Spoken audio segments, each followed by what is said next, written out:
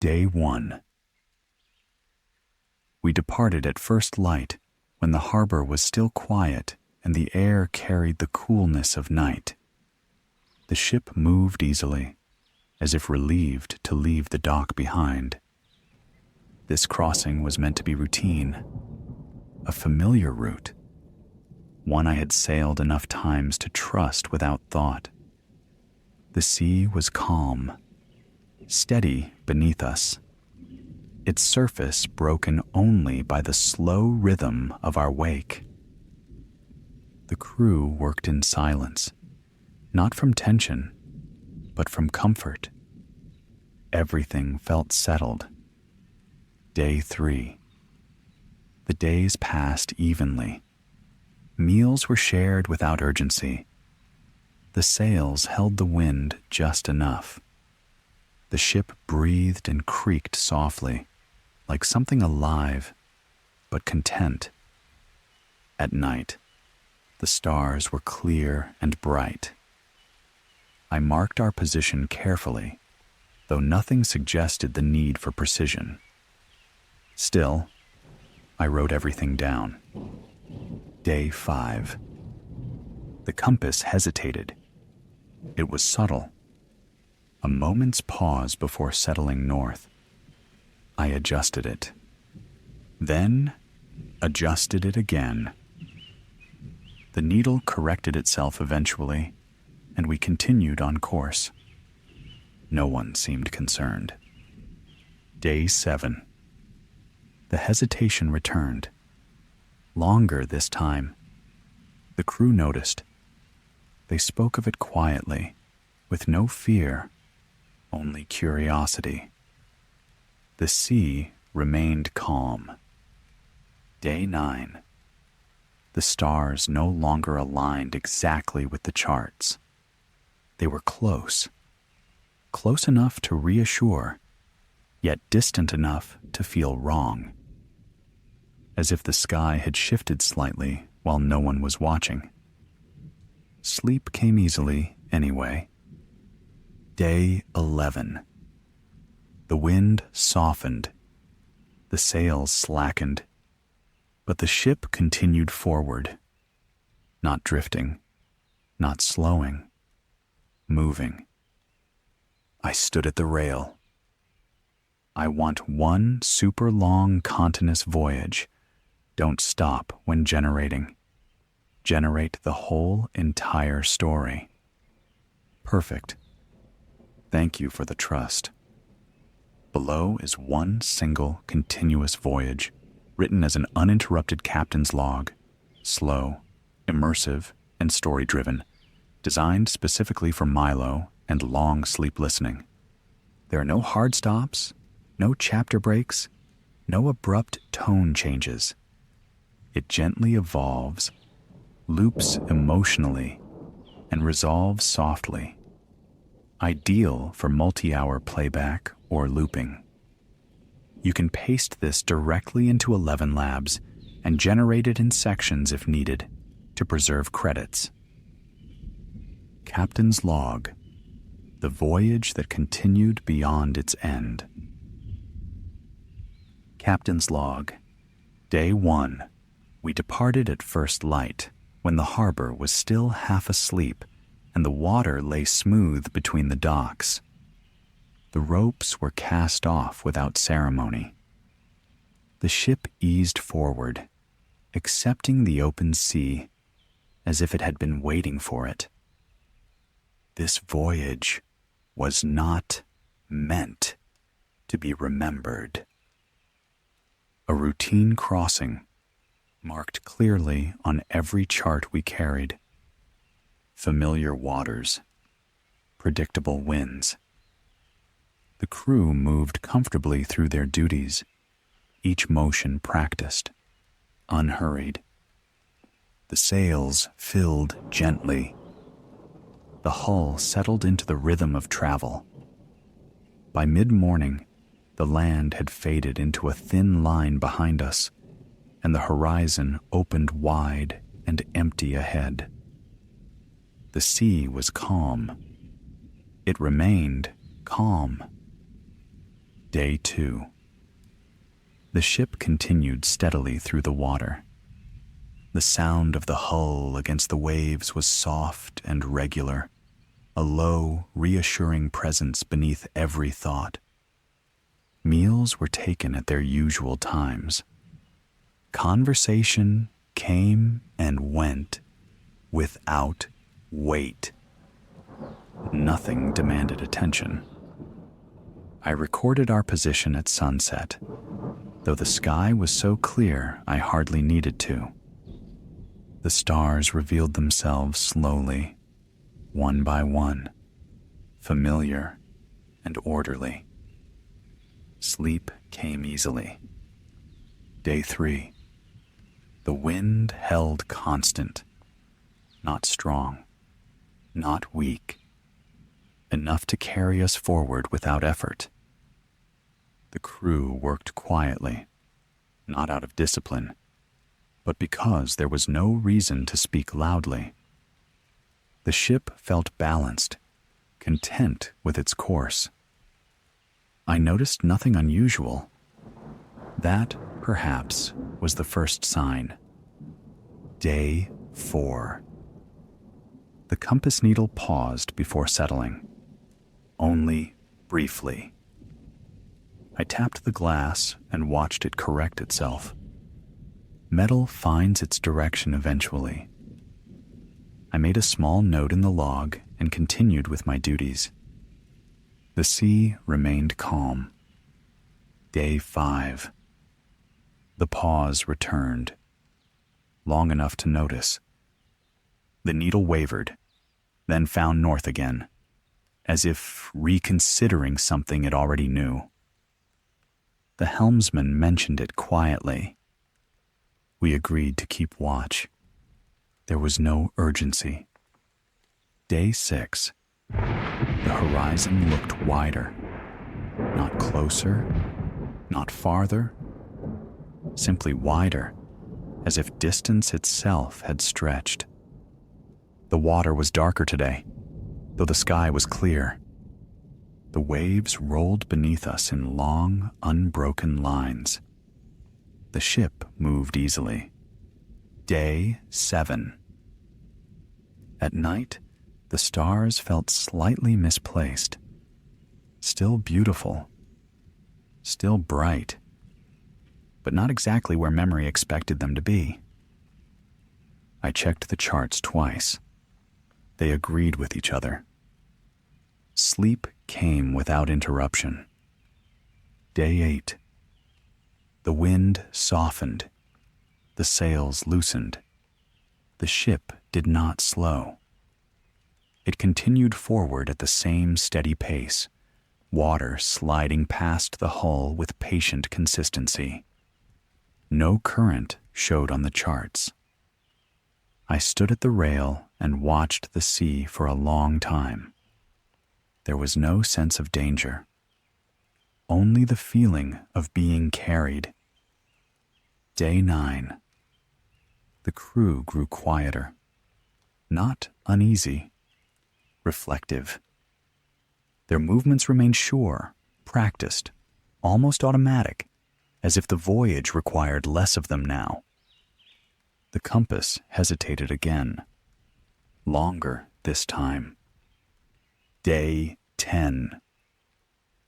The sea grew quieter. The waves stretched farther apart, rolling beneath us in slow, deliberate motion. There were no birds overhead, no drifting debris, only water and sky, meeting cleanly at the horizon. That night, a faint glow appeared beneath the surface. It was distant, subtle. It moved with us, far below, keeping pace without effort. No one panicked. We watched it pass beneath the ship and fade again into darkness. Day 11. The glow returned, brighter now, though still far below. It moved smoothly, like something accustomed to travel. The crew spoke of it calmly, without speculation. There was nothing to do but continue. Day 12. The stars aligned strangely. Not incorrectly, just differently, as though they had shifted slightly to accommodate a new perspective. I adjusted our course by instinct rather than calculation. The ship responded willingly. Day 13. The wind died completely. The sails hung slack. The ship continued forward. The water parted beneath us with the same steady rhythm as before. No one questioned it. The sea was calm. Day 14. The glow beneath the water multiplied, not into many lights, but into a broader presence, like the suggestion of something vast moving alongside us. It never rose closer. It never fell away. That night, sleep came quickly and deeply. Dreams were slow and gentle, filled with open water and endless horizon. Day 15. Land appeared. Not on the horizon at first, but gradually, as though it had always been there, and we were only now close enough to recognize it. Stone rose directly from the sea, smooth, worn, ancient. No waves broke against it. The water simply ended at its base. We slowed naturally and anchored without command. Day 16. I went ashore alone. The stone was cool beneath my hands. Carved into its surface were long, shallow lines, worn smooth by time. They were records. Each line marked a voyage, a ship, a crossing. Some were old beyond measure. Some were faint. Some were recent. I found our mark already there, fresh. The stone felt complete. Day 17. We left at dawn. The wind returned gently, as if it had never left. The sails filled. The compass settled instantly, without hesitation. The glow beneath the water faded as we moved away. Day 18. The sea felt familiar again. The stars returned to their places. The horizon narrowed back into its usual shape. The crew resumed conversation, light and unforced. Day 20. Time passed evenly. The ship moved steadily. The sea remained calm. I recorded our position each night, though I knew where we were without looking. Day 25. We passed waters I recognized. The coastline appeared where it should. The birds returned. Everything aligned with expectation. Day 30. We reached port exactly when we should have. The crew disembarked without comment. No one asked questions. No one lingered. I remained aboard, writing. The ship rests quietly at dock, hull creaking softly as it settles. The log is complete. And yet, as night falls, I feel the same steady motion beneath my feet, as if the voyage continues. Some crossings do not end. They simply return to calm. The ship remains at dock, yet the gentle movement never truly stops. Even now, beneath the stillness of the harbor, there is the faint sense of forward motion, like a memory repeating itself. I sleep aboard that night. The sound of water against the hull is quieter here, softer, but familiar. It carries the same rhythm as the open sea, only slower, more patient. Morning comes without urgency. The harbor is calm. Mist drifts low over the water, blurring the edges of ships and stone alike. For a moment, it feels as though the world has not fully decided to wake. The crew returns at their usual time. No one remarks on the delay. No one asks about the voyage. We cast off again without ceremony. The harbor releases us easily, as if it had been expecting this. The ship turns naturally toward open water, following a course that feels both chosen and remembered. The sea welcomes us back. It is calm. It remains calm. Days pass gently. The wind is steady, just strong enough to fill the sails without strain. The ship glides forward with minimal effort, hull parting the water cleanly. There is no sense of destination now, only motion. At night, the stars appear brighter than before, though nothing else has changed. They seem closer somehow, as if leaning in to observe. I continue to write. Day follows. Day. The crew moves through their routines without fatigue. Hands remain steady. Voices remain low. Meals taste the same each time, familiar and grounding. The sea stretches endlessly around us, unbroken and smooth. At some point, I cannot say when, the compass stops hesitating altogether. It no longer wavers. It points steadily forward, unconcerned with direction. I stop checking it. The horizon widens again. Not abruptly, gradually. So gradually that it feels natural.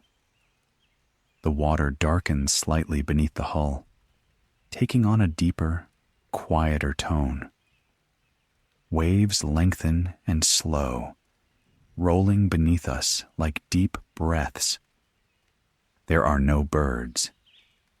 There is no debris, only the ship, the sea, and the steady passage of time.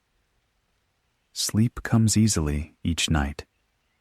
Dreams are simple. Open water, slow movement. A sense of arrival without a place. One evening, the glow returns beneath the surface. Faint at first, then clearer. It does not alarm the crew. Some barely look over the rail before returning to their tasks. The glow moves with us, just out of reach, never rising closer. It feels familiar now, comforting, as though it has always been there, pacing us patiently. The nights grow longer, not darker, just longer. The stars linger overhead, slow to drift, slow to fade. I stop marking the days. The log continues without dates. Time no longer presses forward. It flows. The ship sails on, always forward, always calm. And somewhere beneath us, The quiet glow continues its steady journey, matching our pace perfectly, as it always has. The glow beneath the water remains steady, neither rising nor fading, keeping its quiet distance as the ship moves forward. It feels less like something following us now, and more like something accompanying us, as though our paths have aligned for a time. The sea continues to rest beneath the hull, its surface smooth and dark, reflecting only faint traces of starlight. Each wave passes with a gentle sound, soft enough to disappear almost as soon as it is heard. The crew settles into an easy rhythm. They rise, they work, they rest. No one counts the days anymore. The sails hold their shape without strain, filled by a wind that seems to know exactly how much pressure the ship requires. Never more, never less. The helm responds to the lightest touch.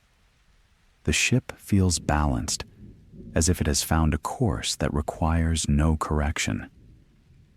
I write when the urge comes. Sometimes that is once a day, sometimes less.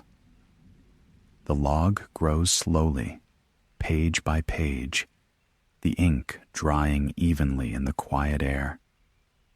At night, the sound of the water deepens, not louder, deeper, as though the sea itself has grown thicker, more deliberate, carrying the ship with calm intention.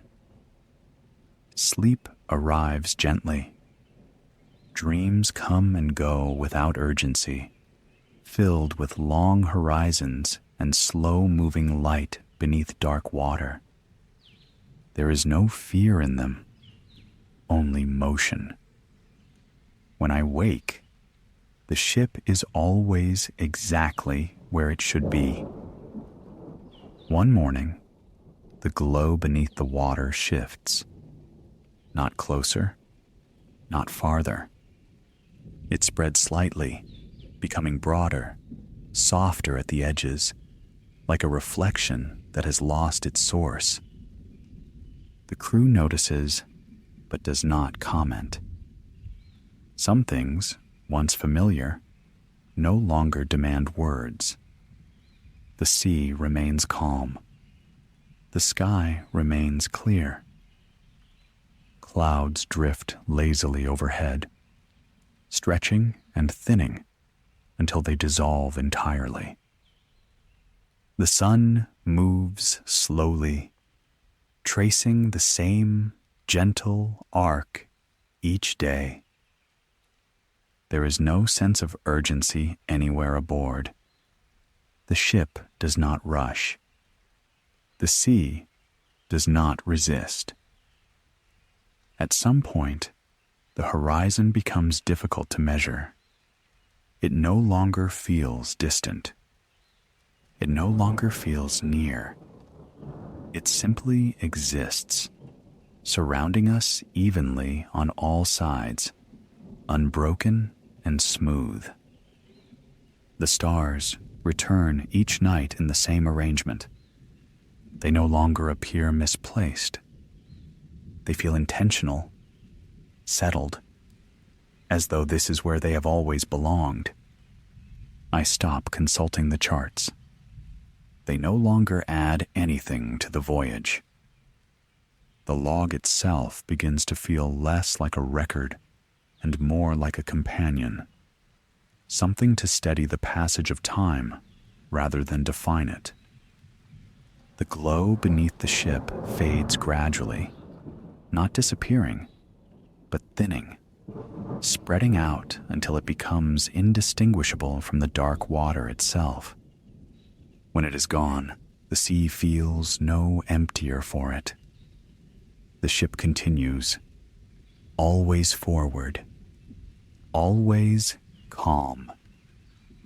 There is a stretch of days, or what I assume are days, where nothing changes at all. The wind holds.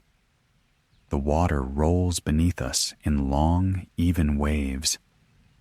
The crew moves in near silence, not from discipline, but from ease. These are the quietest moments. They feel full rather than empty. Eventually, something subtle shifts. Not in the sea, not in the sky, in the sound. The hull's gentle creak changes tone, becoming slightly deeper, slightly slower, as if the ship itself has relaxed further into its motion. I place a hand against the rail and feel a steady warmth beneath my palm. Not heat, presence. The ship feels awake, not alert, not watchful. Simply awake, moving with calm awareness. I do not question it. The sea remains calm. The horizon remains wide. The voyage continues, unbroken, carrying us forward without effort, without destination, without end.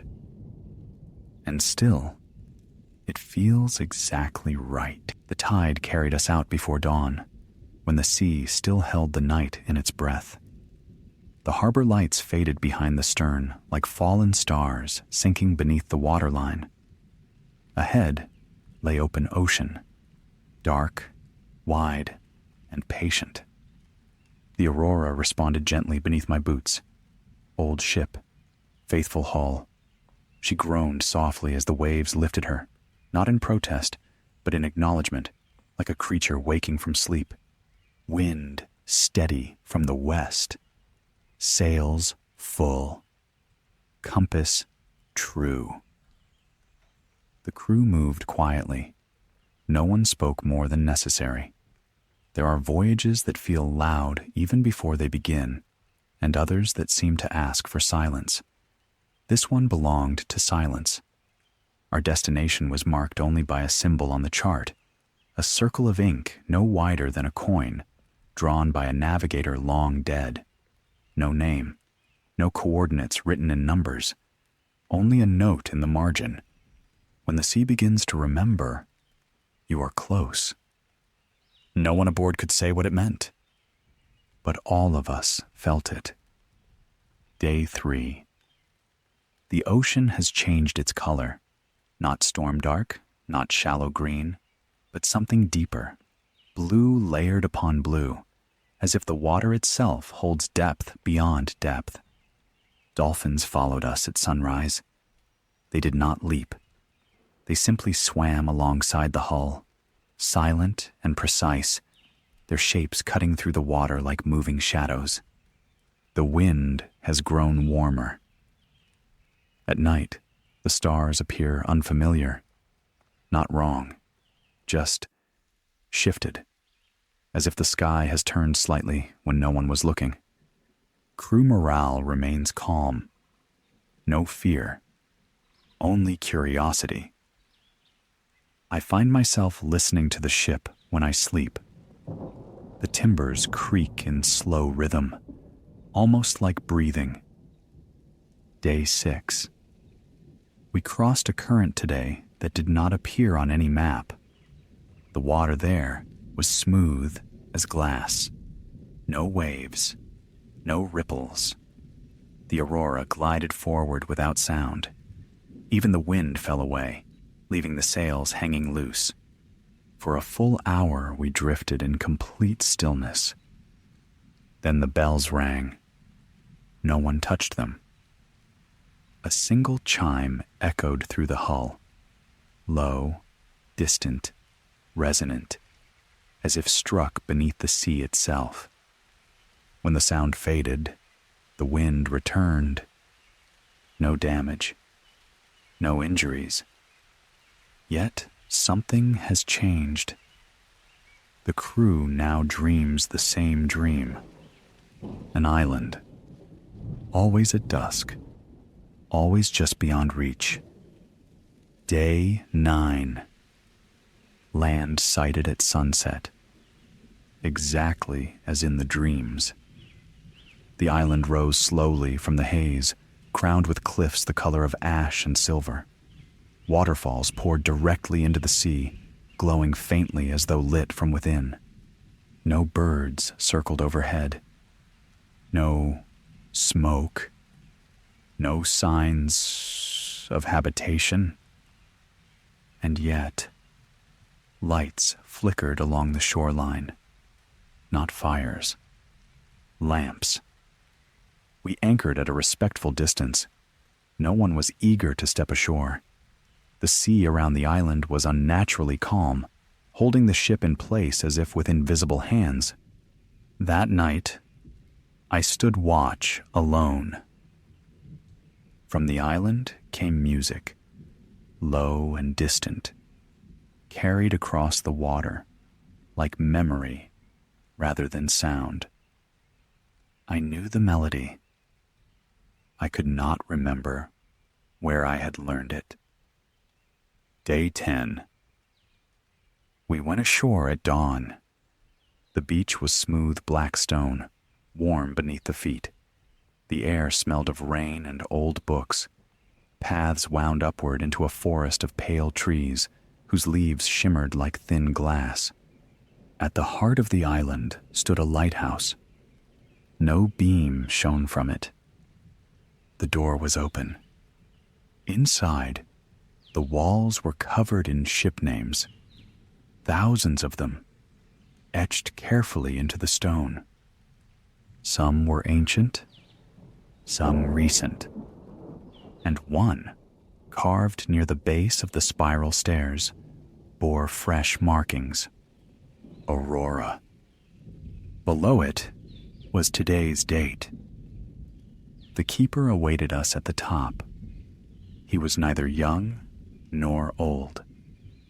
His eyes reflected the sea as if he carried it within him. He told us the truth gently. This island does not guide ships home. It keeps them from being lost forever. When storms swallow vessels, when time forgets them, when maps fail, they arrive here.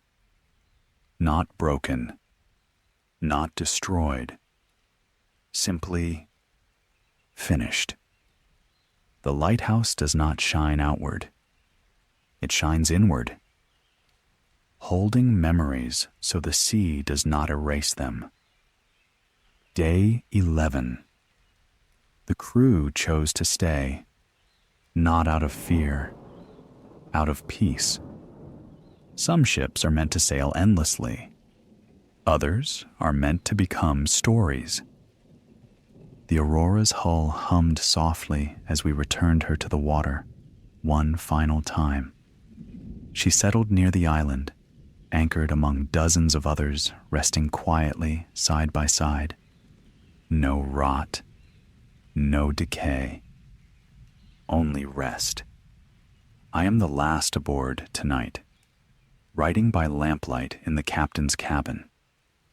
The sea outside is calm. The lighthouse has begun to glow. Not bright, not blinding. Just enough to be seen by those who need it. Soon, I will join the others. When the tide shifts again, new ships will come, and we will be here to remember them. The lighthouse breathes, not like a flame and not like a machine, but slowly, rhythmically, as if it were alive. Its glow rises and falls in soft waves, painting the anchored ships in silver and blue. I remain at the desk while the ink dries. There is no urgency anymore. Time here does not move forward so much as it drifts, like the tide. Moments stretch gently, never snapping, never rushing. The hands of my pocket watch still turn, yet each tick feels optional. Outside the cabin window, the sea reflects stars that do not belong to my sky. Some are familiar. Others shimmer faintly, like ideas half remembered. When I step onto the deck, the aurora greets me with warmth beneath my feet. The wood is no longer cold. It recognizes where it has arrived. Across the water, other ships rest in silence. A three-masted trader with sails furled forever. A narrow fishing vessel painted red and white, its nets neatly coiled. A great iron steamship whose chimney no longer smokes, yet still hums faintly in its sleep. All of them drifting, all of them listening. The keeper joins me without sound. "You may walk the shoreline tonight," he says. The sea is calm enough to speak. So I go. The beach glows beneath the moonless sky, illuminated by plankton that shimmer like fallen constellations. Each step sends quiet ripples of light through the sand. The water laps gently, repeating a rhythm older than language. When I kneel, the sea pulls away slightly, as if making room. Images form beneath the surface. Ships in storms, lanterns swinging, hands gripping rigging in wind and rain, voices calling names that were once loved. The ocean remembers everything. But here, it releases the weight of those memories. Waves roll in and fade, carrying stories away, not to erase them, but to soften them.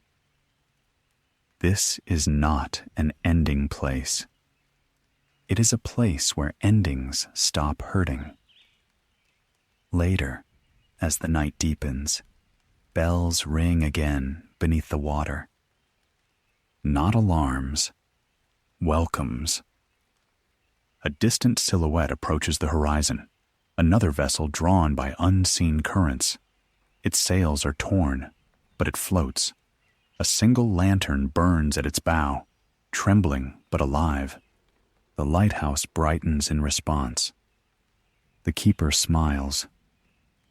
"Come," he says. Together we wait at the edge of the shore as the ship glides closer, guided not by charts or stars, but by relief. When it anchors, the crew does not panic. They simply breathe, as if they have been holding that breath for a very long time. Days pass, or perhaps nights. The island does not mark them clearly. I help carve the ship's name into the stone wall inside the lighthouse. Each letter settles gently into the rock, as though it had always belonged there. The wall is not a grave. It is a library, and every ship is a book finally returned to its shelf. Sometimes the keeper leaves and returns, with no explanation. Sometimes I walk the forest paths and hear voices drifting between the trees, soft conversations between sailors who have found one another again, after decades apart. Laughter carries here, without echo. No sound ever feels lonely. One evening, I return to the Aurora. She waits patiently. I step into the cabin, running my fingers along the chart table, the compass, the worn edges of the map that brought us here.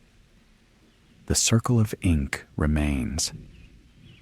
But now, beneath it, new words have appeared in my own handwriting. though I do not remember writing them. When you are ready, the sea will carry you again. The ship rocks gently, not anchored, drifting. I understand. Some captains remain on the island. Others sail onward, not back, not forward, but elsewhere. Wherever forgotten routes still exist. I raise the sails. The aurora responds immediately, eager and light. The lighthouse dims behind me, its work done for now. The sea opens. Ship's log. No date recorded. The waters ahead glow softly, like dawn stretched across eternity. The wind is perfect. The compass spins once, then settles, pointing toward something warm. I am not afraid. I have already arrived once. The voyage continues, and somewhere ahead, another light waits to be remembered. The aurora moves without effort now. No creak of strain in her hull, no slap of water against the bow. She glides as if the sea itself has learned her shape and carries her gently in its palms. Ahead, the horizon no longer forms a hard line. Sky and water blend together, fading from deep blue into silver mist.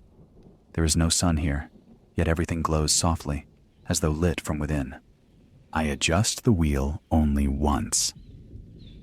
After that, the ship seems to know where it is going. The air is warm and still. Each breath feels slower than the last, heavy with salt and something faintly sweet, like rain falling on old parchment. Below deck, the lanterns sway, though there is no wind. Their light stretches longer than it should, pooling across the floor in liquid gold. Time loosens. Minutes drift apart like islands. Another vessel appears to port. It is close enough that I could call out, yet sound feels unnecessary. The ship keeps pace beside me, its sails pale and translucent, as if woven from fog. A woman stands at its rail. She raises her hand in greeting. I know her, though I cannot recall from where. Perhaps we crossed paths once in a harbor long ago. Perhaps we dreamed each other. She smiles, not with urgency, not with sadness, but with recognition. Two travelers acknowledging the same long road. Our ships sail together for a while.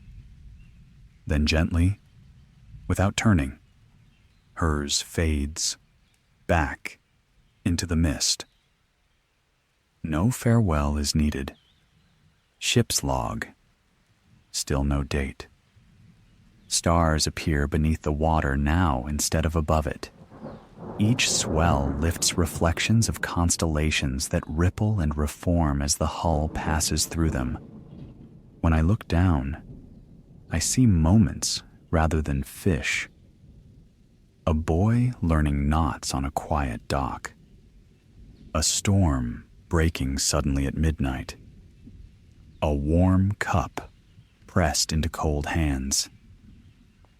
The sea is not showing these things to trap me in memory, only to remind me that they existed. And that was enough. In the distance, something massive moves, not threatening, ancient. The water rises slowly around a shape darker than night, a creature older than maps, longer than nations. Its back breaks the surface like a drifting island, covered in barnacles the size of doors. It does not open its eyes. It simply swims. As it passes beneath the aurora, the ship lifts gently, cradled by the tide of its movement. For a moment, Everything is perfectly still. Then the creature is gone. The sea exhales. The wind returns near twilight. Real wind this time. Cool. Familiar. It carries the smell of land. Not the lighthouse island, but somewhere else. Somewhere unfinished. Ahead, faint lights shimmer along a distant coast. Harbors. Homes. Voices not yet quieted by rest. The aurora slows. This crossing is not meant for arrival, only for passing close enough to remember what living felt like. I watch from the deck as the lights drift by. I feel no longing, only gratitude. When the shore fades, the sea grows darker again, but not empty. Music hums beneath the hull, low and steady. The same melody I heard before the island. Only now I understand it. It is not a song of calling. It is a song of keeping. As long as it plays, no ship is ever truly lost. I return to the cabin. The logbook waits open. The ink never runs dry. My handwriting has grown steadier, calmer. I write not to track direction anymore, but to keep the rhythm of the voyage. Because as long as the log continues, so does the journey. The Aurora moves without effort now. No creak of strain in her hull, no slap of water against the bow.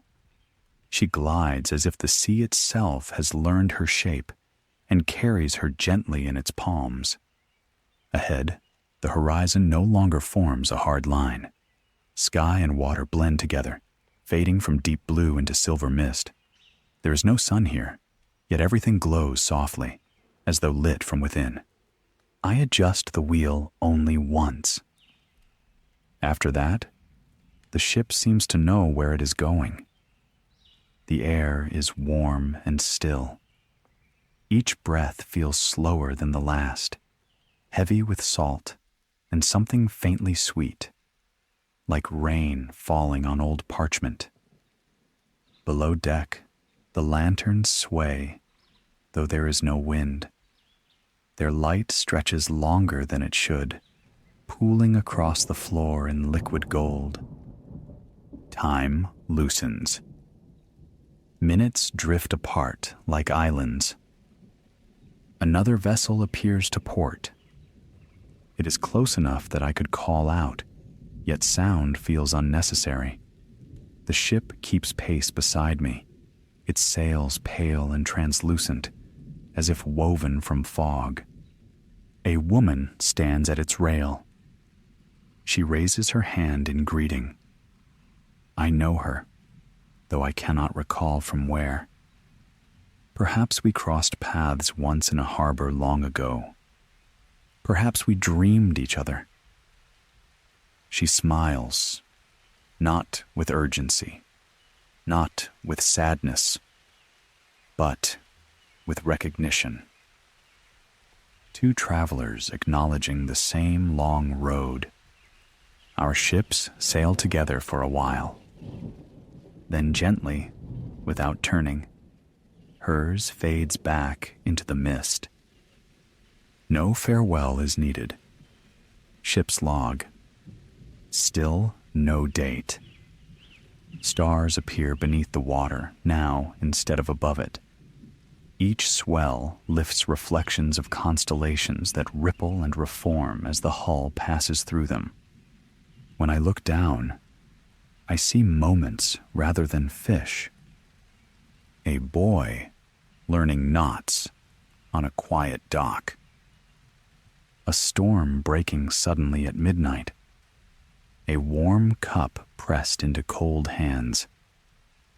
The sea is not showing these things to trap me in memory, only to remind me that they existed. And that was enough. In the distance, something massive moves, not threatening, ancient. The water rises slowly around a shape darker than night, a creature older than maps, longer than nations. Its back breaks the surface like a drifting island, covered in barnacles the size of doors. It does not open its eyes. It simply swims. As it passes beneath the aurora, the ship lifts gently, cradled by the tide of its movement. For a moment, everything is perfectly still. Then, the creature is gone. The sea exhales. The wind returns near twilight. Real wind this time. Cool. Familiar. It carries the smell of land. Not the lighthouse island, but somewhere else. Somewhere unfinished. Ahead, faint lights shimmer along a distant coast. Harbors. Homes. Voices not yet quieted by rest. The aurora slows. This crossing is not meant for arrival, only for passing close enough to remember what living felt like. I watch from the deck as the lights drift by. I feel no longing, only gratitude. When the shore fades, the sea grows darker again, but not empty. Music hums beneath the hull, low and steady. The same melody I heard before the island. Only now I understand it. It is not a song of calling. It is a song of keeping. As long as it plays, no ship is ever truly lost. I return to the cabin. The logbook waits open. The ink never runs dry. My handwriting has grown steadier, calmer. I write not to track direction anymore, but to keep the rhythm of the voyage. Because as long as the log continues, so does the journey. If you'd like, I can continue this into hours of uninterrupted narration, even slower, more dreamlike pacing, an endless night ocean sequence, perfect for sleep retention. Recurring soft motifs that help listeners fall asleep faster. Just say more, and I'll keep the sea moving. More, still drifting, still continuous. Paste this directly after the last line. No breaks, no reset. The sea darkens gently, not into night, but into depth. Light remains, faint and blue, glowing from beneath the surface, as if the ocean itself remembers daylight and refuses to let it go completely. The aurora sails onward.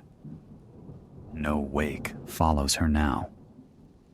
The water closes silently behind the stern, smooth as untouched glass. I lean against the rail and listen, not for danger, only for rhythm. The ship hums softly, a sound felt more than heard. It vibrates through the wood, through my boots, through my chest, syncing my breathing to its pace. In and out. The wind brushes past like a passing thought. A bell rings somewhere far below. Once, then again. Not an alarm. A marker. We are crossing another threshold. The temperature changes slightly, cooler but comforting, like the first moment beneath clean sheets. Mist curls along the surface of the water, rising just high enough to blur the horizon. Within it, drift shapes. Not ships. Doors. Tall wooden frames floating upright on the waves, each leading somewhere different. Some glow faintly. Others remain dark. The aurora does not approach them. She has already chosen. The doors slide past slowly, respectfully, until none remain. Below deck, the lantern light dims. I sit at the small table and close my eyes. Sleep comes easily here. Dreams blend seamlessly with waking. I dream of a harbor at dawn, gulls crying lazily overhead, nets drying on posts, a kettle steaming on a small stove. I wake to find the scent of coffee lingering in the air, though no cup sits nearby. Memory and moment intertwine gently, neither demanding dominance. Ship's log. The sea has grown kind, not gentle. The ocean is never gentle, but understanding. Waves rise and fall with intention, never sharply, never suddenly. Each swell lifts the ship like a breath, lifting the chest of someone deeply asleep. Stars begin to fall. Not from the sky, from nowhere. They drift down slowly, dissolving before touching the water, leaving behind soft rings of light that expand and fade. I realize then that the sky is no longer above me. It surrounds me. Another ship appears astern, small, single-masted. Its lantern flickers wildly. The aurora slows. We wait. The vessel draws near, rocking nervously. A young captain stands at the helm, eyes wide, hands trembling. He does not speak. He does not need to. I raise my lantern. He exhales. Relief crosses his face like dawn breaking after a storm. The sea calms around him. His ship steadies. For a while, we sail side by side. I say nothing. He says nothing. When he is ready, the current gently turns his bow toward a new direction, one I cannot follow. Before parting, he nods. I return it. Then he is gone, carried safely onward. The aurora resumes her course, always forward, always drifting, never rushing. The lighthouse song hums faintly beneath the waves again, weaker now, distant but present, proof that the island remains, keeping watch. I feel no need to return. Some sailors become keepers. Others become guides. Some simply continue sailing so the sea never feels empty. The horizon brightens softly, not with sunrise, with calm. A vast open stretch lies ahead, quiet and endless, where the water mirrors thought itself. Here, nothing chases you. Nothing waits impatiently. The world breathes slowly. I place the logbook beside the helm, letting the pen rest. there will always be another entry. For now, the ship knows the way. The sails whisper. The hull listens. The ocean remembers. And the voyage continues.